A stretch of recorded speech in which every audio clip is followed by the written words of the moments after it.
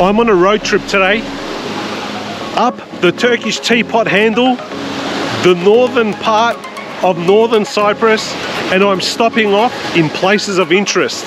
One of those places is here. There is beautiful beaches here, so I had to drop in and get some fresh air. But I'll be going around some of the smaller little towns and coastline all the way up to the top, so I can get a view of how things are changing up here in the Turkish teapot handle of Cyprus. There's less people up here, notably. Beaches are cleaner, the air is cleaner, and perfect conditions for you to get away from the hustle and bustle in this small little country. Anyhow, I'm gonna walk around and I'll show you the sights and sounds of Bafra before we head off on our journey up the coast today. If you want to enjoy the amenities in the council-run beach area, the plage, this is it, Bafra Halk Plajı. You need to come into this area. Over here, that's where all the private hotels are. Right here, this is the free council-run beach. There's showers, there's a restaurant, all types of amenities here that allow you to access the beach. There's beach beds, the different umbrellas, etc. This is the place to be. There's also a restaurant here. Come and park your car here and head down to the beautiful beach.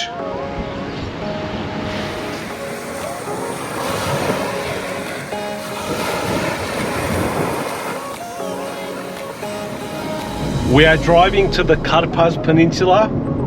It's been a 1-hour drive from Famagusta.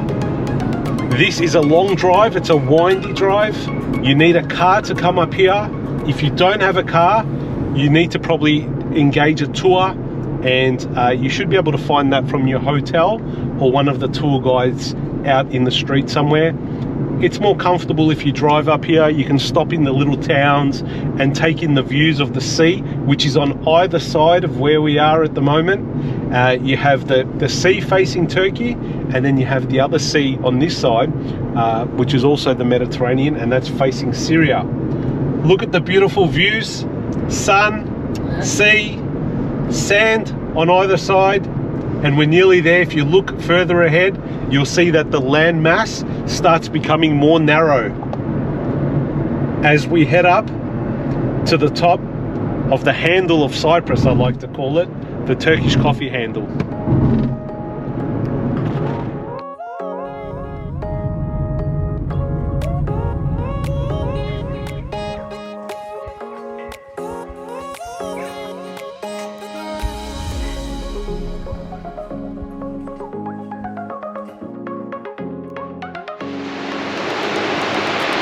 This is Karpaz. Right here, you'll find one of the most untouched beaches in the whole of the island. They call it Golden Sands, and this is the reason why. The sand feels unreal. It's fine, golden, and goes on for kilometers with no hotels, no crowds, no noise, only the wind, the sea, and the peace and quiet. You know, a lot of people don't make it this far. It's about an hour and a half drive from Famagusta, maybe 2 hours from Kyrenia, but the moment you step here, you understand why it's worth it. A trip to Cyprus isn't complete without coming to the Karpaz Peninsula. This region is probably the most underdeveloped area, and for good reason. It's pristine, it's protected for everybody that visits this island. And you know what? You don't need any beach clubs, you don't need any of that. You come here, the whole beach area stretches for about 10 kilometers.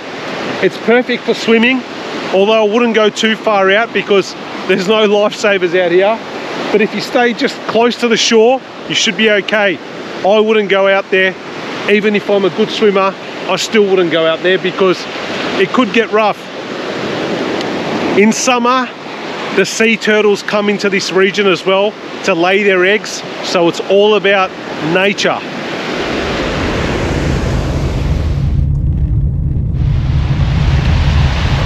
I am on the beautiful Karpaz Peninsula here in Northern Cyprus. Have a look around me. The deep blue sea. We've got some mountains in the background again. Not as tall this time. They're more like rolling hills. This part of the world is very calm.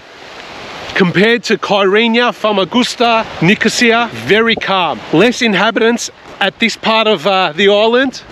Up here, you only have smaller towns that you can drive through, have a nice little coffee, talk with the locals, and of course, the sea.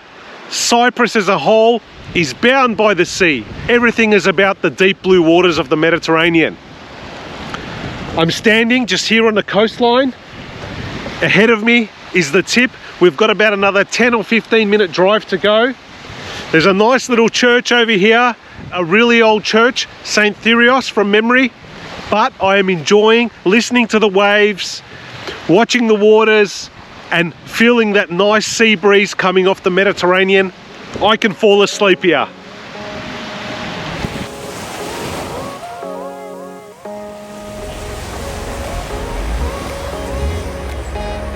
I'll bait him or her in. Here we go.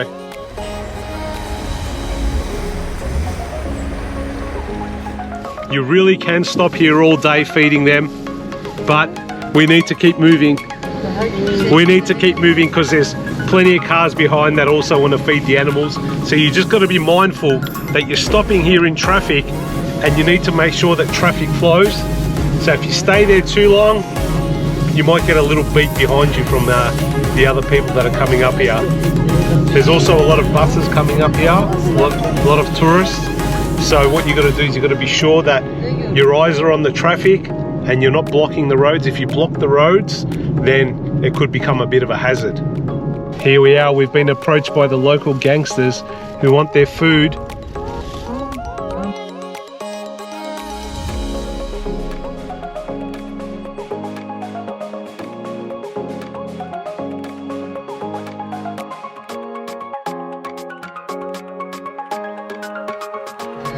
The local gangsters want their share so we can access their peninsula. Here's another one. Now we're free to go. If you don't feed the donkeys, they won't let you through. They cut in front of the car and then you're stuck. So you need to give them their share.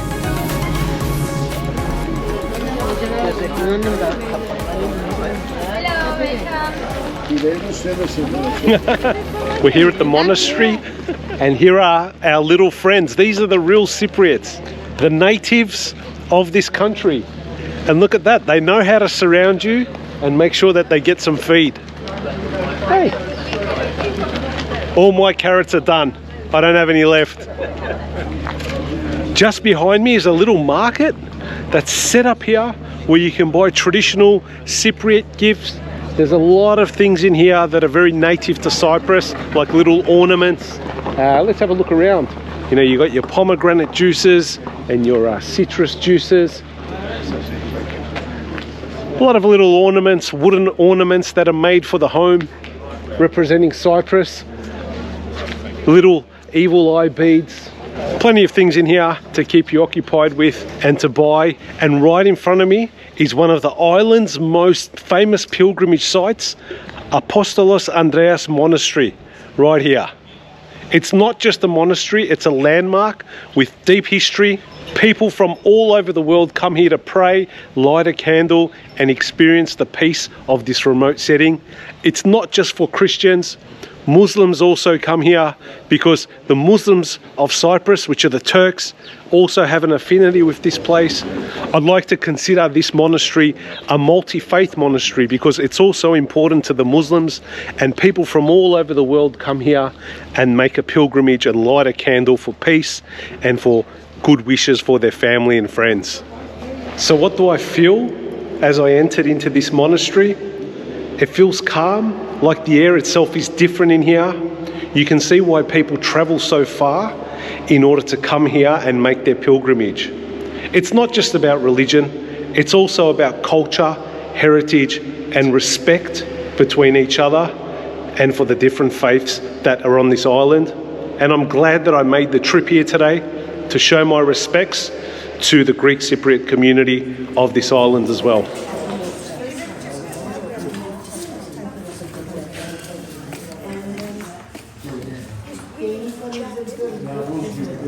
The story of Apostolos Andreas goes like this. Saint Andrew himself stopped here during a voyage. He hit a rock, and then with his staff on aboard his ship, holy water began to flow and a spring came out of the ground where they had stopped. Pilgrims believe this water has healing powers. This is where the ship struck, and this is the spring, and the holy water is right here. And that water is known as kutsal su, holy water, and that's right here, just down these steps up here. So there's a bit of construction happening here, but if you come down these steps to the back end, this could be it right here. Just in here, that's where the original tap is. It's connected to the monastery, but in the meantime, until they finish the excavations, they've hooked up a hose, and the hose comes out, going all the way over there, and you can use the water, the holy water there. It's a temporary tap until they finish the excavations.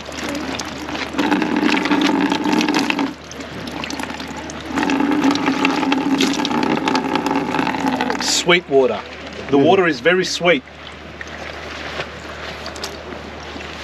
Very clean. Very clean. Yeah. It's said that if you drink this water, all your sicknesses go away. I hope so. I'll keep an eye on it. I've come around the back of the monastery. There's a bit of work going on here. I can see that they're putting up some new walls, giving the place a bit of a facelift. This section seems to be new over here. Some new arches, new stones. Looks really good. Some new marble on the floor. I think we've got some plans over here. Here we go. There's some plans over here that talk about what's been going on here and the facelift or refurbishment that's going on. Conservators, both Greek Cypriot and Turkish Cypriot, were involved in the project, and conservation of the objects was conducted in line with the international conservation standards. So they've restored some of the icons that are in the church or the monastery here, and both sides, both Turks and Greeks of the island, were involved in that. Description of the stage of works that are happening here as well. Very good. Looks really good. And you can't bypass the sea and the views that you get from here. It's fascinating. What a beautiful island. It's good to see that this place is getting a bit of a facelift, and I think that's going to eventually attract more visitors to this part of the island. In the distance, just over here, that's the tip of Cyprus right there. There's two flags on a little mound or a hill at the end there, and then there's another little separate island just across from it, maybe 40 or 50 meters away. That's it right there.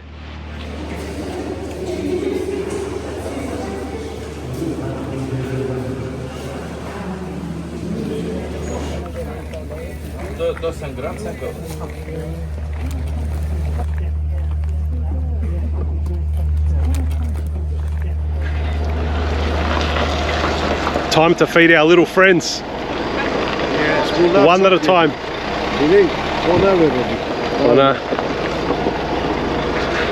Let's feed one of the ones that hasn't eaten too much. Come on. Gel. Here we go. I've baited him in.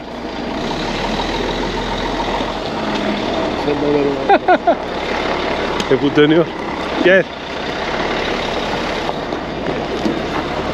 Here we go. He looks a little hungry. Come on, don't be scared. Come on. My little friend here seems a little hungry. A little bit more malnutrition than the others. Look how smart they are. He's waiting until he chews all of his food before he takes another mouthful.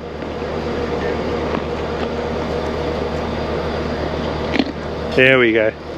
Watch your fingers.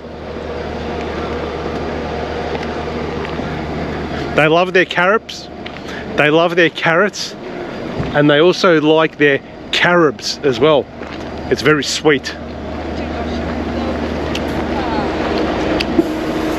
And one carrot for me as well. Look at that. He's seen it. Should I eat it or give it to him? Okay. You've won me over. He won me over. I tried to keep one for myself. He won me over.